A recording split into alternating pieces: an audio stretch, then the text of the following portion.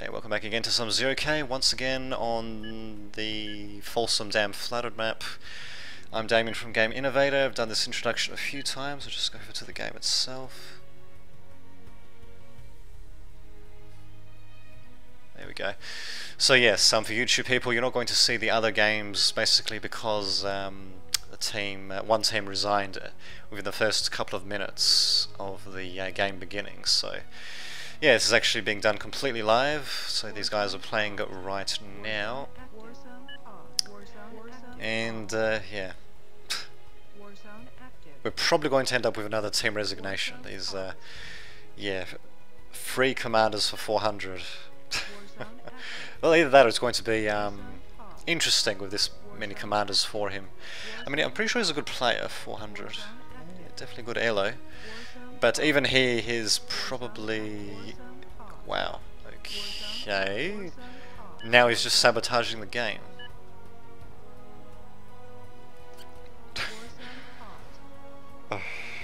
Maybe I should just post this on YouTube anyway. I'm sure there's going to be someone, or maybe perhaps even quite a few people are going to find this amusing to watch.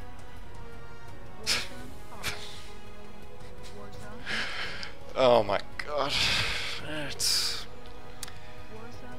Oh my god. Oh no, it's actually to kick FTS. I thought 400 was one of... Oh no, yeah, actually 400 was pausing. Whatever. Yeah. It's going to be a screwy game, regardless of what happens. At least not getting a resignation, I suppose. But yeah, wonders of doing this sort of thing live. Especially public games, all sorts of things can just happen like this. But well, there you go. It's all part of the fun, eh? All part of the mystery. Grand mystery, indeed. Indeed. There we go. I'll say that to everyone. Why not? Just stand it. Yeah. Well, there you go. Well, the game seems to be proceeding at the very least, so... Quill is taking quite a bit of paralyzed damage. Apart from that, no real damage though. And yeah, at the moment things are looking inconclusive, would be the best way to put it. It looks like the left team will probably have the middle initially, but well, anything can happen basically. Just about anything. But at the moment, yeah, Arc Shaman is definitely taking things for himself.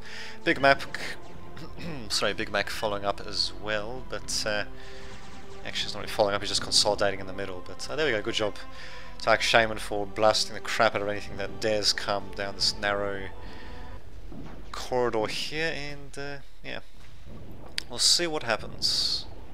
We'll see what happens. Scallops kind of suck now, those little... Well, actually, I suppose it's not too bad, those little charges. And actually, their range is actually not bad at all. If you can get them to overshoot like that. That was unintentional, of course, but we'll see what happens, though. Panther coming in at 400, though, to take out the... where was it?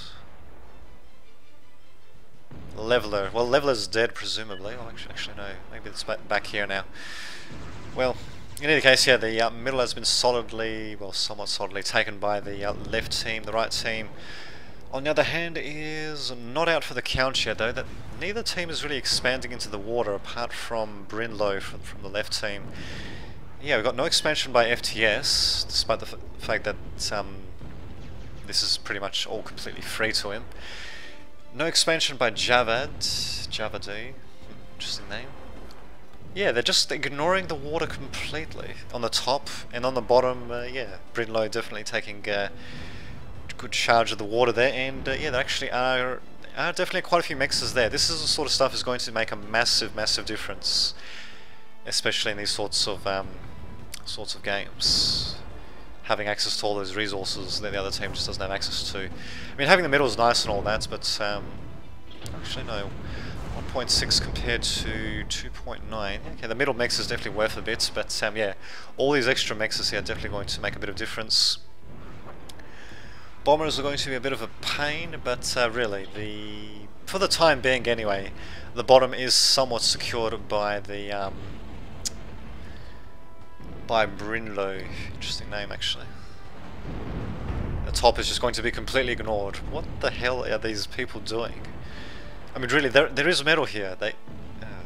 Well, there we go. At least someone's doing something. Apparently, E-Ray, a bunch of numbers after his name, is... Nope, he's not expanding. Okay, well, there you go. Maybe he's just afraid of stuff coming in from the water from the enemy team, which would make sense if this was a sane game, but it doesn't seem to be, yeah, at all. He can freely capture this. This has been contested. Okay, that's definitely the case, but yeah.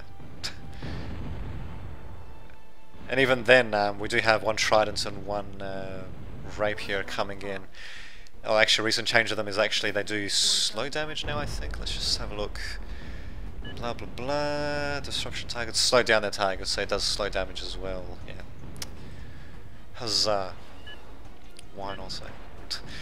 So there we go. Actually, no, that's actually from that's from Brinlow as well. This is from Southern 98. Okay. So yeah, a bit of anti-air cover, yeah, definitely should help quite a bit, although, yeah, these guys should be moving ahead with the scallops though, because these scallops are going to emerge, they're going to get bombed out, and the anti-air is going to be way too late to save them. That's my prediction. At the same time, we got once again a grinding battle of attrition for the middle, nothing too surprising there. These guys can actually escape to the water, or very nice actually managing to dodge that, so there we go. Actually, the bombers, I wonder if actually Brinlow wanted to use them as a lure. It's possible, because now we've got planes coming in over here and they're getting shot down. A few of them are getting shot down anyway. Well, if they were being used as a lure, then these anti-air units, okay, not the static structure, but the trident and the rapier and all that, they should have been brought forward then to execute the trap, basically. Yeah, I don't know. I don't think it was actually purposely setting up a trap there. In any case, we'll see what happens with that. On the other hand, we do have a bit of action happening in the middle. This Goliath is probably going to go down thanks to 400 not really controlling it. Although maybe not. It's... oh my god, talk about a humiliating death. I believe, yeah, that was a mine that just took it out. Too bad. Too bad, so sad. It was so freaking close to making it to safety, but oh well, at least we do have a couple of builders by Javad ready to reclaim it, so there we go. Good for him, I suppose. Good for him. Oh, that's right, these guys can't just land on the water or underwater and cloak, apparently. So, yeah. Yep, looks like a battle of attrition. Got mines being laid. Good old Wolverine, and we'll see what happens though. There we go, we actually do have a bit of an attack happening by Brinlow, and God forbid he actually does have some anti-air cover this time. He needs a little bit more though. A couple of rapiers and rapiers and tridents. Nah, it's not going to be enough, as you can see, and yeah, just going to all get taken out. Yeah, so basically just going to be donating quite a bit of metal, quite a bit of metal to the bottom right players. I'm sure that they appreciate the donations. So that'd be Capsi and Kuprox. What the hell? And yep, heading right over there to reclaim. Okay, yeah, we're going to build the radar tower, then reclaim. So you have to admit that if the right team has done one thing right, it would definitely have to be the fact that they've been on top of their reclaim at the very least. And hold the phone. We actually do have a possible counter-attack by 400. We'll see what happens though. North is lost, just saying. Great, I mean, eating some heavy meals there, definitely taking its toll on me there. But anyway, it's going to be coming in, but no, but E-Ray actually does have a Stardust set up, and it's already made cost actually. And at the same time though, these urchins definitely taking their toll on the ducks. But okay, I'm not really sure why he left that big, massive hole in his defences there, but there we go, the ducks almost all get killed off at the very least. They do take out a level 1 commander of E-Ray. Probably doesn't really matter too much at this stage of the game. Not bad. But still, that was rather unnecessary though. It could have been much worse, I suppose, but yeah, still that was a bit unnecessary. There we go, actually building up a Stardust now, but I'm surprised that he didn't do it earlier. In fact, if I was thingamajiggy E-Ray, if I was him, I wouldn't have even bothered with these urchins. I would have just built up the Stardust first, if that was the route he was going to take, and yeah, just left it at that, since so that yeah, amphibs and hovers, they can't climb up the cliff, so, and spiders can't go underwater usually. I think one of them was able to partially go under the water depending on the actual map. I think that might have been a bit of a bug though, and I think that might have been fixed. 100% sure, and I think that was only on specific maps as well. It just depended a bit on the terrain. And yeah, because I've seen that happen at least once. But well, whatever. See what happens though. Java D give. Yep. Well, no. Why would I want to give that? I mean, 400 already has multiple commanders and factories to worry about. I mean, let Java have something for God's sake. Okay, he's got a shield door factory already. And a going for light vehicle factory. Who's building? Oh, that's right. 400 is the one with the amphibs going out. And yeah, they did a bit of damage. They could have done a bit better, but yeah, the attack was largely halted. Stardust is actually not covering everything. They can actually go this way. So yeah, interesting defenses by E-Ray being set up there. Just leaving various holes there. Not usually the way to go, to say the least. But there you go. Is this thing actually going to be morphing? Nope, apparently not. They do already have a mobile Sneaky Pete, which is, what the hell is it even called? I can't remember. The Eraser, that's right. So yeah, it's just going to provide a bit of concealment for these guys as they do the rolling thunder of Wolverine Mines, Claws, whatever. Yeah, Claws, whatever. I suppose if it works, why not? But at the same time, we've got Tremors coming in, and they're just going to counteract the mines. So we got mines and artillery shots being spammed all over the place by both teams. What a freaking surprise! But at the same time, we do have Wyvern coming in to do a bit of damage. Do manage to take out the Eraser as well as the Wolverines. Actually, very nice. Which basically means they're going to be forced to go back to Sneaky Peek if they want to remain cloaked and jammed as well, radar jammed as well. But yeah. Nice little blow being struck by the Wyvern. Some anti-air being going to be built up. Going to need a little bit more though. Do a couple of tries to defend, but yeah, still going to be a bit better though. Still, that was an interesting game, I'll admit. It was mostly just a battle of attrition. A couple of daring assaults in the top, actually just one. The second one, they haven't actually had any more apart from that. So there we go. Finally, the right team has actually taken advantage of the top, and the bottom is mostly split down the middle. Left team taking advantage of what's happening in the middle. On the other hand, though, a couple of dirtbags going to be coming in just to be a pain in the ass. Why not? And unfortunately, the chainsaw does not get finished though. But yeah, this is pretty much what I expected. Really, we're getting stalemate in the middle, a little bit of movement in the bottom and top. And super weapons going to be built up as well. So left team being the first one apparently to come up with a big bertha, and the enemy team's response. Actually, I shouldn't say enemy team's response because I'm just spectating on them, but anyway, the right team's response is to build a singularity reactor and a silencer. There we go, that's going to be their super weapon of choice. A bit close to fusion reactors to my liking, but there you go. They do actually have a sneaky period as well, so very well prepared. But it might just be too late, really. I think that Big Bertha is going to completely stomp the colons of the opposing team. We'll see what happens, though.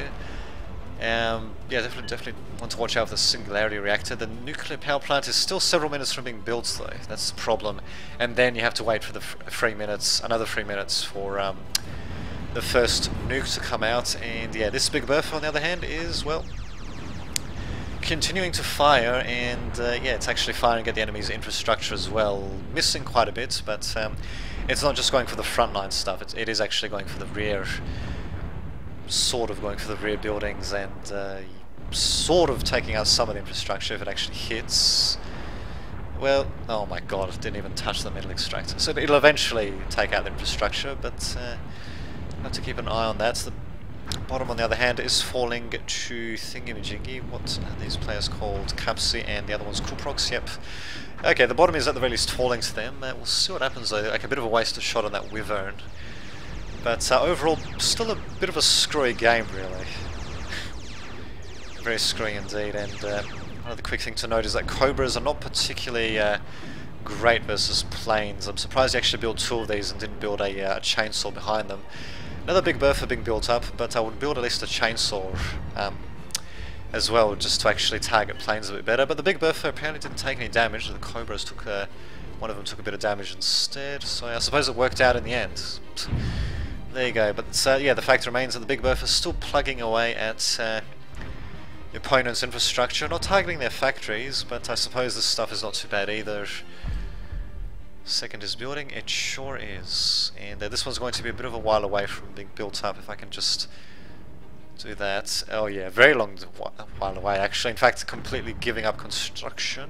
Oh, okay, just to reclaim a bit, why not? Well, I do have one though, and yeah, there we go. If they can actually start taking out factories, then they definitely start inflicting some pretty grievous blows on the right team. We'll see what happens though. On the other hand, they actually could be taking advantage of the fact that the middle is mostly clear, and in fact, yeah, the left team, they actually do have a very significant army advantage. In fact, they could go for a direct assault actually. There's really... actually, no, wait a minute. Oh no, never mind, that was being built up, that wall. But no, that was apparently cancelled. So yeah, there's basically not much here in terms of actual defences. And yeah, it's just a single buoy, which is not going to do too much. A couple of pylons and Tremor. Yeah, Tremor will be able to take pot shots at him, but really, the middle can basically be stormed from what I can see. They're going to have to watch out for wyverns and such, but provided they bring out some mobile anti-air, they should be just fine and dandy. But nope, they're just going to sit back and build up static stuff instead, which I do not agree with, but I suppose I can sort of understand them not wanting to risk losing their army in a direct assault, especially for a choke point like this on the right team's base, and especially knowing that there is enemy artillery in the area. But really, they can take out this thing with their own anti-air. In fact, just have a look actually. Yeah, I don't see any anti-air really. Okay, maybe over there, but no forward-placed anti-air for the right team at all. So really, this Tremor is completely vulnerable to an air attack, basically. Okay, there's a defender, but yeah, it's just one single defender for God's sake, and no mobile anti-air either, so yeah, interesting. We'll see what happens. This one is still being built up. Caretaker to help out there just a bit. Oh, actually starting to waste shots there. I don't know why they're going after lowly mechs when there's various other juicy targets to go to, although unfortunately, yeah, the Singularity Reactor is now being guarded. Although, okay, we can still do some trick shots here though. Pretty sure given the angle, yeah, there to there. Yeah, should be able to hit around here actually and take it out from splash damage, but yeah, this is a bit of a waste. Just going after a couple of lone mexes like that with the Big Bertha. Changing targets once again to go to the forward placed forces. So yeah, looks like the left team just being too hesitant to really go out with an all-out attack, and well, they'll probably end up regretting that, because as you can see, the bottom and the top have mostly been captured by their opponents, and at the same time, they are building up their own economic infrastructure there as well, so building up mexes and such, even building up an advanced radar tower just, you know, to be able to really see everything. Well, see quite a bit anyway of what's happening. I'm surprised actually if the FTS wants to aim at forward-placed forces, that he doesn't just aim at these guys, because these guys, granted they're in a nice little line and all that, still somewhat bunched up though. I mean, they're in a bit of a tight line formation though. Whoa. Okay. That was weird. I think the Claymores might have done some accidental friendly fire there. Okay, yeah, I think they did. Or was that Brindle? Actually, no, Brindlow's got amphibs, so I think it was these Claymores doing friendly fire there. That might have actually have bought enough time for Brindlow to possibly make some sort of concerted defense. Probably not, though. He does have some builders there. He could rebuild on top here. Oh yeah, because he's not going to be able to build down there anymore, that's for sure, but we'll see what happens. Man, I've been saying that a few times actually. We are basically seeing what happens, but anyway. Very good Wyvern attack there. Two of them are going to die. Well, actually no, this one might survive. Nope, they're going to die, so two of them are going to die. Sucks, they do cost 2,000 metal each, the Big Bertha is way more expensive. Even took out a couple of, actually no, just one of the nearby Cobras as well, so very nicely done. Especially given the fact that these, yeah, one Big Bertha costs 5,000 points, 5,000 metal, should I say. Although all those bombers, I mean, 2 of them did die, so they still made cost, but that was still a pretty expensive tack to make though. But definitely buying a bit more breathing room for the right team, and well, actually looks like they got this one in the bag. So yeah, what the left team definitely could have done better was actually, you know, contesting the top rather than just throwing it away to the enemy, being a little bit more aggressive when they had the opportunity to be so in the middle. But I suppose, you know, they didn't really know how much stuff the enemy had in the middle, so I suppose that's sort of understandable. And of course, sending a little bit more support towards the bottom, especially anti-air, to help out against those bombers, and especially to support their forward assaults against the bombers as well. If they just had some anti-air, mobile anti-air, of course, with those scallops, when they just basically were plotting in a bit earlier on in the game, then yeah, they actually might have been able to do quite a bit of damage. Possibly even wipe out the bottom portion of the right team, but oh well, it's just something we're going to have to worry about now. Yeah, there we go, this guy, this Capsy, he's got the right idea when it comes to mobile anti-air, just sending in a few flails, could be sending in a few more, but really, he's definitely is making the air team, the air player on the left, think a little bit before actually trying to attack FTS, that's right. In fact, FTS has only got Hawks, he actually doesn't even have any other planes. And the enemy team, they do have a Wyvern, I suppose, but what the hell, I suppose maybe the Wyvern can get taken out thanks to these fighters. See what happens though. Apparently the nuke is also finished actually, I completely forgot about that. So, still waiting for the stockpile, and just having a look actually. I'm surprised I didn't actually set its priority to maximum, just so they can make sure to get that nuke out as quickly as possible. Actually getting, Protector out as well, of course. I don't believe there's any actual nukes though on the enemy, on the left team, should I say. Oh yeah, that actually is a singularity, but that one's going to be a couple of minutes before it gets constructed. And yeah, the nuke should be ready by then. Way ready by then actually, so yeah. And they're not even going to finish building it. Oh no, yeah, yes they are. Oh actually, and it's going to be finished before the nuke as well, so it's going to be a juicy target. This is a juicy target as well actually. I think these fusion reactors should be able to survive. Actually no, they're not going to survive. What am I thinking? I mean, granted they do have these nice bit of terrain over them and all that, but yeah, the explosion I'm pretty sure is just going to essentially go over them, as it were, in terms of damage, just because it's just that damaging. 100% sure how that's actually processed in the game engine now that I think of it, but in any case, down goes Capsy's commander. Sucks to be him. Interesting, given that he was actually submerged as well, not by much, it was pretty shallow water, but still, he still got taken out by surface explosions in the water there. Well, that's something I wasn't expecting, that's for sure. But, yeah, there you go. Bizarre. You guys, first nuke is almost ready for Java D, and yeah, it's just going to be building up walls as well, because why not, eh? A second singularity is, well, they started building it, probably going to resume once they finish the little wall in there. Actually, could stand to build, you know, just a little bit more of a wall as well, just so that, you know, you can't get any trick shots in with the Bertha. I don't think that the left team has actually even done any recon in this area either. Berth again, yep, another Bertha there, and even rebuilding the other Bertha as well actually. But really, these guys are still vulnerable though, they still haven't solved the problem of lack of anti-air, so yeah, they could just get bombed again, and really the enemy team, the right team, has definitely shown that they're more than willing just to come in and bomb the fuck out of anything they want. Kind of like the Americans actually, but anyway. Oops, damn it, freaking mouse going everywhere. Indeed. Yeah, well, actually, what does this thing? Wait. Oh, walled. God, why did it... God, it even says they're walled, but anyway. And what a wall it is, actually. Damn it, they're going to resign before the nuke is even launched, and that kind of sucks. Because, yeah, there is... Wait a minute. Oh, shit, did it really launch, actually? Oh, he did. I can't believe I missed that. Oh, my God. Well, okay, no wonder the enemy team's... the left team is resigning. And yep, the fusions went down as well. There we go. We got to see the tail ends of that nuclear explosion at the very least. Very nicely done. The left team basically doesn't have a prayer. Next is this. Ah, yes. I actually would like to see that. But chances are No, these guys are actually going to retreat, so it looks like Capsule is just going to sit back and wait for the nuke to come in, or he's just going to nuke it with his Wyverns. Either way. Going to take out his Wyverns in the process, but taking out everything else as well, so...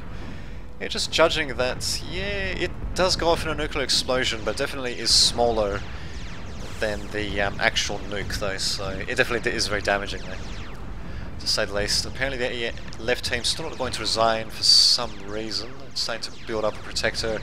It's a little bit too little too late. How far away is this nuke actually? So 66%, I think, 67, yep, so another minute and yeah, I mean really, the left team already doesn't have much of a chance, but